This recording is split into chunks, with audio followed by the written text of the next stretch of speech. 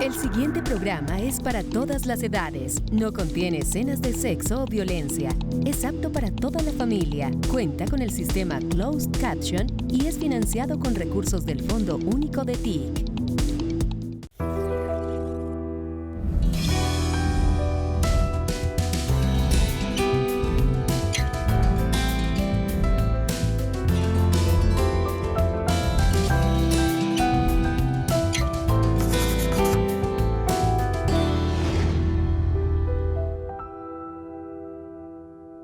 Hola, ¿qué tal? Hoy los invito a una conversación de vida y de país con Pedro Baracutao. Él es ex integrante de las FARC, firmante del acuerdo de paz con esta guerrilla y actualmente es representante a la Cámara por el Partido Comunes. Y si muchos de ustedes se están preguntando qué están haciendo estos congresistas que ocupan una curul producto del acuerdo de paz firmado entre el gobierno y las FARC en el Congreso, pues hoy les vamos a dar parte de esa respuesta. Pedro, bienvenido a Entrevistas con Alma de País. Gracias, Patricia, por la invitación y esta oportunidad de hablarle al país y al mundo de nuestra función. Contar un poco nuestra historia de vida, contar cómo fue esa estadía también en las distintas FARC y qué estamos haciendo en este momento en el Congreso de la República y qué esperamos también en nuestra lucha y en nuestra vida. Por supuesto, es que entrevistas, y ustedes ya lo saben, quienes habitualmente nos ven, porque además la audiencia crece todos los días, pues este es un diálogo entre colombianos, básicamente es lo que hacemos en entrevistas. Y antes de hablar de su presente, pues es muy importante hablar de su pasado. Todos somos producto de un pasado. Usted tuvo, Pedro, una niñez muy difícil en Chocó, no le tocó fácil, pero es que no solamente es a usted, es a muchos niños y niñas en el país. Sí, lo primero es que yo soy víctima de, digamos, del feminicidio. Cuando yo tan solo tenía 12 años, mi padre me arrebata a mi madre, ¿sí? Asesina a mi madre, yo tenía 12 años, estaba apenas cursando tercero de primaria, vivíamos en el campo y es una situación bastante dramática. Ya yo quedo en poder, digamos, de mi familia materna. ¿Y su papá? Y mi papá va a la cárcel. Va a la cárcel porque él asesina a mi madre a las 5 de la mañana. Nosotros teníamos una ganadería, ¿sí? Y yo madrugaba todos los días a las 5 de la mañana a encerrar los terneros y recoger las vacas para poder ordeñar. Y todos los días madrugaba a las 5 y como de costumbre ese día madrugué a las 5. Cuando llego a buscar los tragos para ir a recoger el ganado, encuentro a mi madre muerta, con un cuchillo enterrado en el pecho. Situación que todavía no he podido superar, ¿sí? Fue muy dura esa situación, con un niño de tan solo 12 años, el segundo de 4 hermanos, y producto de eso, pues, se crea una división familiar, digamos, la familia materna con la familia paterna.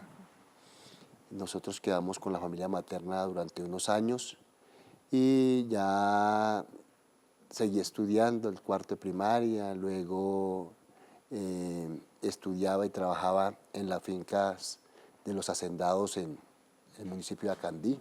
Pero su vida le cambió completamente. Completamente, completamente. Y con ese drama en el alma. Completamente. Y entonces, ya estando trabajando con las fincas de los hacendados, nos ponían a trabajar. Nos levantábamos a las 2 de la mañana a recoger el ganado para ordeñar, porque siempre me gustó trabajar el tema de la ganadería. Fue lo que aprendí de niño también. Y luego seguíamos la jornada todo el día hasta las 4 de la tarde. Y nos pagaban la mitad del sueldo de lo que se ganaba una persona mayor, porque éramos menores de edad, pero el trabajo era el mismo. Pedro, pero usted ingresa a la guerrilla a los 16 años, siendo más niño que adulto. ¿Por qué? Precisamente, primero por el abandono estatal, es lo primero. Segundo, el atropello de los grandes ricos, de los dueños de las fincas. La explotación. La explotación. como era menor de edad, entonces solamente me pagaban la mitad del sueldo, pero sí trabajaba desde las 2 de la mañana. Sí trabajaba desde las 2 de la mañana. Entonces eso comenzó a ir dañando, digamos, como mi situación. Aparte de eso se comenzó también la guerra, comenzaba la guerra contra la Unión Patriótica. Ya comenzaron a asesinar a algunos primos, ¿Qué año familiares, fue? en el 89, ¿sí? Entonces en el 89 estoy yo estudiando sexto de primaria y automáticamente comienza la guerra, matan ya estaba a punto llegando la candidatura de Bernardo Jaramillo, estuvo en mi pueblo. Y luego de eso, entonces ya yo tomo la decisión de ingresar a las FARC en 1989, en mi municipio de Acandí. Sí, claro, y escaló, digamos que dentro de las FARC, porque llegó usted a ser comandante del Frente 34 que operó en Antioquia y Chocó. Sí, eso fue ya un proceso muy largo, del 89 al 2012. Es decir, desde el 89 hasta el 95 más o menos, fui guerrillero raso. Sí. ¿Sí? De ahí, de acuerdo a mi trabajo, a mi compromiso, digamos, a mi rectitud con la organización, mostrando lealtad y mi interés de preparación y de formarme también, porque llegar uno con un sexto de primaria a las FARC, pues había que estudiar mucho y aprender todos los días. Lo que yo hoy soy, pues lo debo a lo que aprendí individualmente y lo que la organización me enseñó. Entonces, fue un periodo de escala.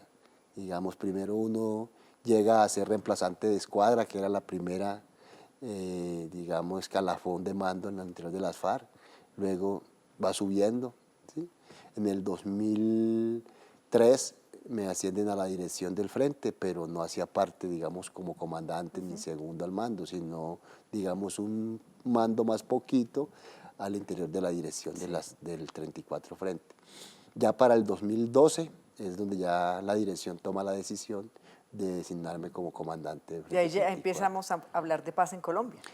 Exactamente, estábamos comenzando a llevar a cabo los diálogos en Colombia. Entonces a mí me tocó la parte más dura también, porque me tocó, mientras los compañeros que estaban haciendo las negociaciones en Cuba, estábamos nosotros dando el debate también interno. En los territorios, interno con las tropas, porque no era fácil hacerle entender a las tropas que había llegado el momento de cambiar la página, que había llegado el momento de entrar en un proceso de paz, y muy incrédulos. ¿Por qué no era fácil? ¿Cuál era la mayor resistencia que ponían? No era fácil, primero porque ya teníamos una experiencia de lo que había pasado con todas las otras guerrillas, lo que había pasado con la desmovilización del M-19, lo que había pasado con la desmovilización del EPL, lo que había pasado con una disidencia que se desmovilizó del ELN, lo que había pasado incluso con el mismo sometimiento a la justicia de los paramilitares. ¿Y cómo los fue usted realmente convenciendo? Porque usted sí fue un convencido de la paz. Correcto. Entonces, como en el momento que se iban dando los diálogos en Cuba, nosotros teníamos, digamos, la comunicación directa con los mandos superiores que estaban en Cuba. Entonces, todo lo que se iba hablando y lo que se iba a hablar, pues eso nos lo retroalimentaban a nosotros. Nosotros todos los días, como de costumbres, nos levantábamos a las 4:50 de la mañana y lo primero que hacíamos era, después del tinte y del cepillado, era ir al aula a estudiar, y se comenzaba a hacer el trabajo pedagógico. Yo, como comandante del 34, entonces me di a la tarea de exigir que todos los días de 5 de la mañana a 7 de la mañana se hicieran estudio de lo que se iba dando con el Acuerdo de Paz de La Habana.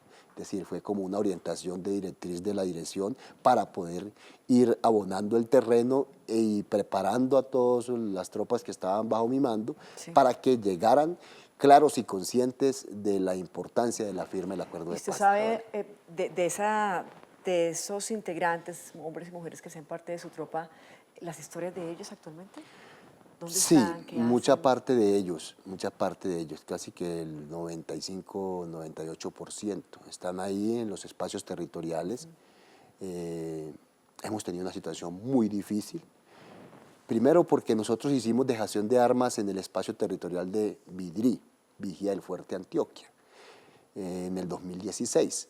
Tuvimos el 2017 en ese espacio, en el 2018, en julio exactamente, en el gobierno de Santo, un decreto presidencial suprime el espacio territorial de Vidrí, sin contar con el consentimiento de los que todavía estábamos allí. Es decir, lo elimina y deja a la intemperie a 471 firmantes que hicimos dejación de armas en ese espacio, argumentando varias cosas. Una de ellas que era un territorio colectivo, otro que era muy lejos para llegar allá con la asistencia del Estado. Bueno, un poco de argumentos. Sí. Conclusión, de ese espacio territorial, los integrantes, los firmantes del acuerdo se distribuyeron en varias partes del país, en varios departamentos.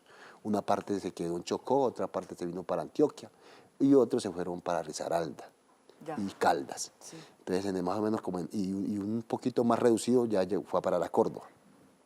Pero fue por eso, porque el incumplimiento ha sido muy difícil. Solo los asomos que tenemos hoy con nuestro gobierno del cambio es lo que nos ha mostrado que sí hay una voluntad de cumplirle tanto a los firmantes, sí, pero también al acuerdo de paz. Por supuesto.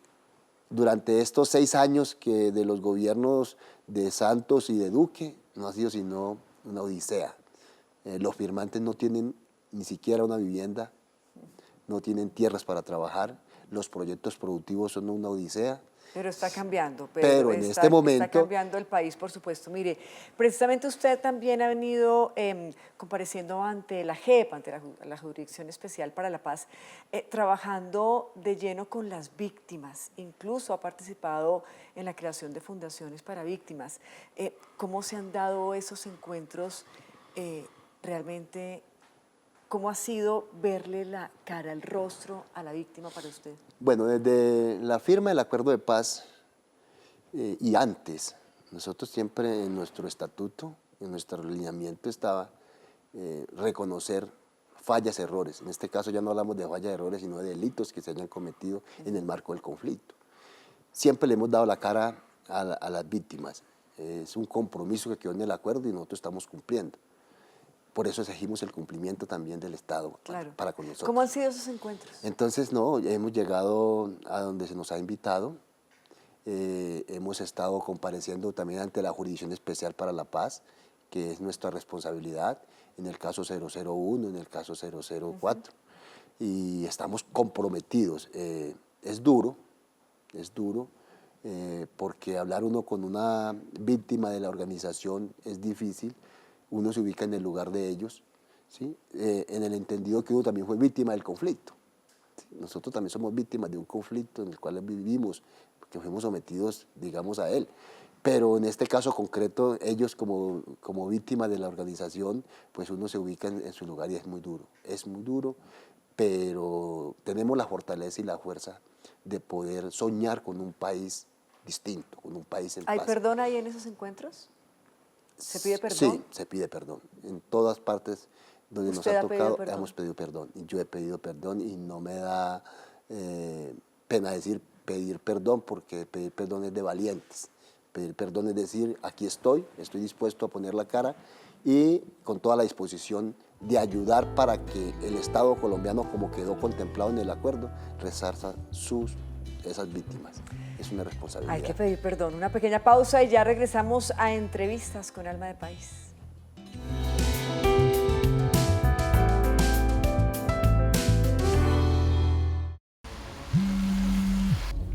Hola, Ma. ¿Cómo va todo por allá? ¿Sí se nota el cambio? Uy, claro, mija. En el primer año del cambio ya hay grandes avances. Imagínate que el gobierno compró un montón de tierra para reconocer los derechos del campesinado. Ahora el programa de alimentación escolar está ayudando a asegurar la alimentación de niñas y niños todo el año, hasta en vacaciones. Están llevando agua a municipios donde nunca había llegado. Y para completar, están entregando muchísimos subsidios de vivienda para la gente más necesitada. Es que definitivamente se nota el cambio.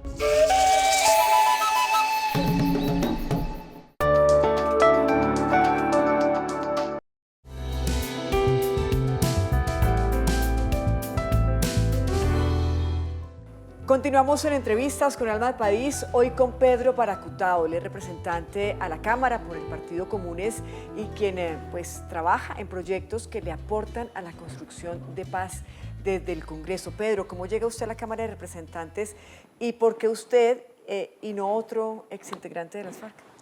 Bueno, ese es un proceso, digamos, de selección de asambleas. Nosotros tenemos la máxima autoridad en el partido, que son las asambleas nacionales. Entonces, la segunda asamblea nacional hace la propuesta de mi nombre para asumir, primero se hace la propuesta para yo asumir la responsabilidad como candidato al Senado, ¿sí? Dado que ya había una experiencia de unos compañeros que habían estado en los 4 años, sí. Entonces el partido toma la decisión de que no fuese Senado, sino que me trasladara de Chocó para Antioquia y asumiera la responsabilidad para la curul por Cámara por Antioquia.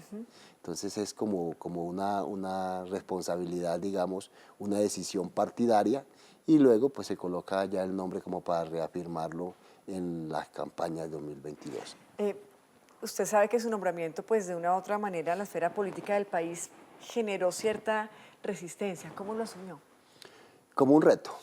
Lo asumí como un reto, como una oportunidad para mostrarle a Colombia, al mundo, a los antioqueños, a los chocuanos, de qué estamos hechos y el por qué nuestra responsabilidad con el país. Primero, con la implementación del acuerdo de paz. Segundo, con la que hace parte de la reconciliación, pero también cómo ayudar en esa transformación que Colombia necesita, que fue nuestra lucha durante tantos años. Entonces, por eso lo tomé como un reto y lo voy a seguir tomando como un reto, porque esto es importante. La gente, la audiencia, hay un país que se pregunta, bueno, ¿qué está haciendo los exintegrantes de las FARC que hoy en día tienen una curul, ya sea en el Senado o en la Cámara, y se pone uno a mirar y estudiar y sí están haciendo cosas y están presentando proyectos y es importante socializarlo para que el país lo sepa? Hay unos particularmente muy importantes y antes de entrar en materia con ellos, cuéntenme un poco de esas escuelas de deporte para la paz que usted está queriendo impulsar. Bueno, yo soy un defensor. Usted es un futbolista frustrado. Sí, yo soy un entregado al deporte, digamos, era como también de mis sueños de niño. Sí. Ser futbolista o ser boxeador. En el Chocó muchos quieren ser futbolistas. Me gustaba mucho el deporte, entonces siempre lo practiqué. Incluso estando en la organización practiqué mucho el deporte. Y no solamente que me gustaba jugarlo, sino que lo impulsaba también cuando podía. Y lo sancionaban por jugar fútbol. Y me sancionaban por jugar fútbol. En un paréntesis, en el pueblo, con las comunidades, usted iba a jugar fútbol siendo guerrillero y lo sancionaban por exponerse, ¿no? Sí, me sancionaban por exponerme. Entonces, en el 2016, con la firma del acuerdo, yo arranco con una iniciativa que se llama Pare Colombia. Quiere decir, paz y reconciliación Colombia.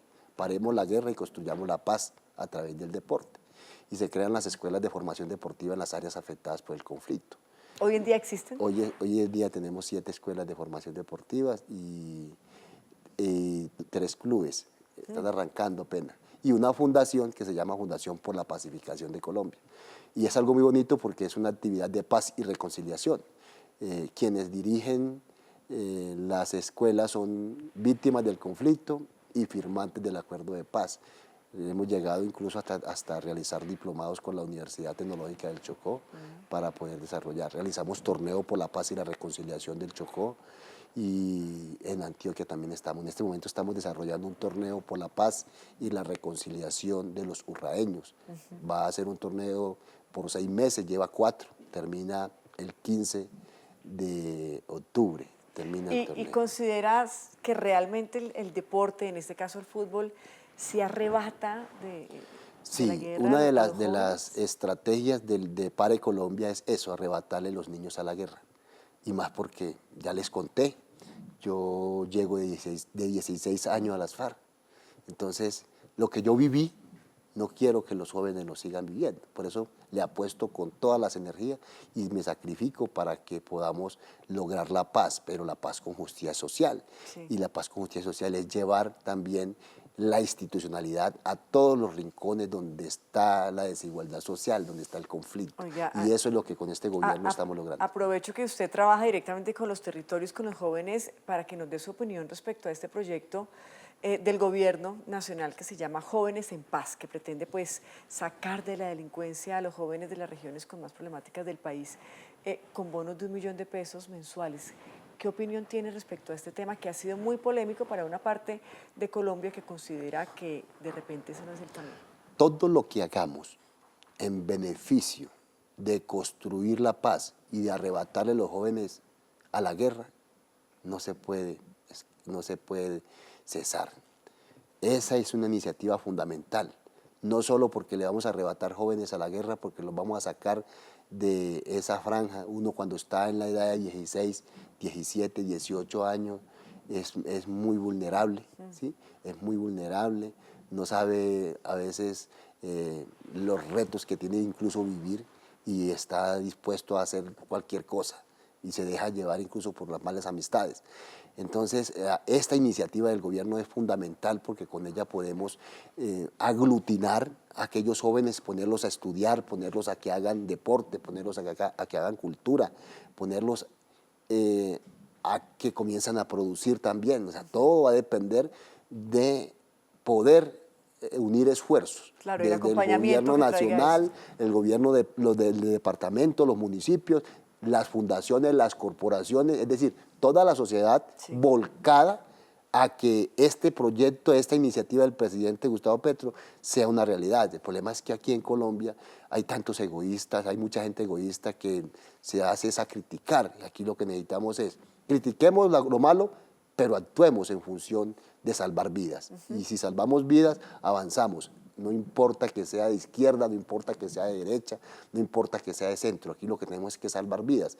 Y mientras nos ponemos a criticar es cómo rodeamos al gobierno para que podamos avanzar y esto se convierta en una realidad. Porque si le arrebatamos 1.000, 2.000, 3.000 vidas a la guerra, eso avanzamos en función. Y yo creo que todos los colombianos, y es la invitación también a todos los sectores, a la extrema derecha, a los partidos que han defendido, digamos, los intereses de los grandes ricos de este país. No, unámonos. Esta es una oportunidad. Yo cuando llegué al Congreso llegué con ese objetivo de ayudar en el tema de la paz y la reconciliación. Por eso ustedes no ven casi mis discursos en contra de los partidos tradicionales, ni en contra de la extrema derecha. Usted lo que quiere es sumar. Es sumar en reconciliación, y para que nos reconciliemos tenemos que entender de que somos distintos y que pensamos distinto, que tenemos unos ideales distintos, que representamos una población también desde abajo, al campesino, a aquella persona que ha estado en el abandono estatal, la desigualdad social en el país. O sea, aquí hay unas razones por las cuales hay un conflicto. Oiga, precisamente hablando de eso, hay otro proyecto que usted lidera desde la Cámara de Representantes que tiene que ver con exonerar del pago de peajes a personas en condición de discapacidad. ¿Cómo va eso? Precisamente hoy es el segundo debate del proyecto. Hoy espero que ese debate sea fundamental. Sabemos de que tiene mucha resistencia por algunos sectores e incluso tiene algunos conceptos negativos de parte de algunos ministerios, pero que yo sé que es por falta de entender más el proyecto. Es un proyecto de la bancada de comunes, pero sobre todo es un proyecto construido con las bases, es decir, las federaciones, organizaciones, las mesas de personas en condiciones de discapacidad han llegado a esa articulación con nosotros como congresistas, en particular con la senadora Sandra Ramírez, que es la autora del proyecto, y por eso nosotros lo tomamos, porque cierra brechas de desigualdad. Bueno, pues ojalá les vaya muy bien y podamos tener noticias positivas en torno a esta iniciativa. Una pequeña pausa y ya regresamos.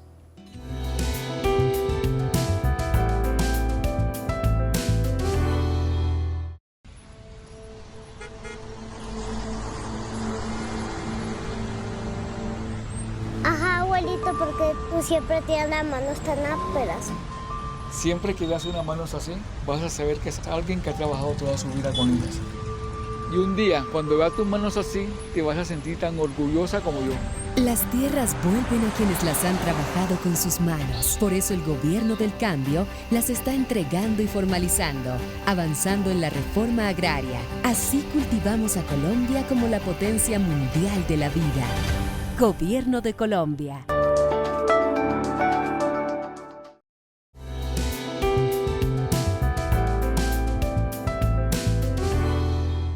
Gracias por continuar con nosotros en Entrevistas con Alma de País, hoy con el representante a la Cámara, Pedro Baracutao.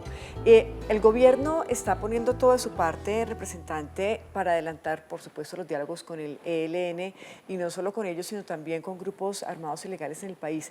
Usted recientemente ha sido nombrado como delegado oficial en el espacio de conversación sociojurídica con bandas en el Chocó, específicamente. Y a veces uno pensaría que por el actuar de estos grupos no quisieran la paz. ¿Cómo se han dado estas mesas que tengo entendido ya se están instalando? Pues esto apenas va a comenzar. Nosotros fuimos notificados y nombrados. Tenemos sesión este próximo jueves y viernes y el sábado de pronto. Vamos apenas a arrancar. Tenemos muchas expectativas, esperamos de que vamos a hacer las cosas bien. Sé que también existen la voluntad de esos actores. ¿Sí existe la voluntad? Sí, hasta el momento han demostrado la voluntad. Hay que avanzar, no podemos desistir. 113 jóvenes asesinados en lo que va ocurrido el año en la ciudad de Quibdó, no es un número menor, que sabemos que son bandas, se están asesinando entre los mismos jóvenes, se están exterminando la juventud en el departamento del Chocó. Eso tiene digamos, unas causas, y es que el conflicto armado ha hecho desplazar mucha gente de los diferentes territorios del departamento, y Quibdó es una ciudad receptora de todos los municipios. Entonces, estos pelados llegan desplazados o sus padres los traen desplazados desde esos diferentes municipios, y ¿qué se ponen a hacer? Si es que en el departamento del Chocó no hay una fábrica, no hay empleo, lo único que genera empleo es o la administración o las fuerzas militares. Entonces es muy difícil. Entonces aquí yo sé que sí podemos avanzar. Tengo toda la fe, tengo el conocimiento de lo que nosotros vivimos, tengo el conocimiento también de cómo se debe desarrollar la construcción de la paz desde los territorios, pero aquí hay algo que es muy importante. Yo sé que ustedes van a ser fundamental, no solo como medios de comunicación, sino también como que podemos hablar con el gobierno con todos sus ministerios. Esto es posible si volcamos todos los ministerios en función de la paz total en los territorios. Es decir, como nuestro presidente lo viene orientando, como es la orientación, yo creo que se necesita es que los ministros ejecuten el Plan Nacional de Desarrollo en los territorios, y vamos a poder lograr. Porque si le llevamos la inversión a esos barrios, quitamos el caldo de cultivo para que nuestros jóvenes se sigan asesinando por el conflicto. Y hablando de esa esperanza, y le deseamos toda la suerte en esa nueva labor que comienza, hablando de esperanza, usted tiene la ilusión de estudiar ciencias políticas. ¿Para cuándo? Estoy estudiando ciencias ¿Ya? políticas, sí, en segundo semestre. Estoy estudiando, he hecho varios diplomados, incluso con algunas universidades internacionales de derechos humanos. Yo he seguido estudiando, yo me gradué de bachiller apenas en el espacio territorial, y he seguido estudiando a partir de allí. Ya para finalizar, representante, ¿de qué está hecha su alma? De hierro, de mucha esperanza, de mucha armonía, de mucha entrega, digamos. ¿De perdón y reconciliación? De perdón y reconciliación, de mucha construcción de paz. Yo viví tanto en la guerra, y por eso quiero apostarle a la construcción de la paz. No es fácil uno levantarse a las 4:50 de la mañana a coger con un arma en la mano, o coger un morral a las 2 o 3 de la mañana para escalar una cordillera, o sobrevivir a un bombardeo. Yo sobreviví a 16 bombardeos por parte del enemigo. Sé lo que es la guerra, sé lo duro que es la guerra, sé los estragos que trae la guerra, y por eso la necesidad y la importancia que tiene construir la paz, y que la paz hay que construirla desde los territorios, con la gente más desfavorecida, donde el conflicto hace mayores daños. Pues muchísimas gracias, representante de la Cámara, Pedro Baracutado, por su mensaje, por su historia y por dejarnos conocer un poco de lo que está hecha su alma. Muchas gracias, muchas gracias. A ustedes también mil gracias por su atención. Yo soy Patricia Pardo, nos encontramos en una próxima oportunidad. Esto es Entrevistas con Alma de País.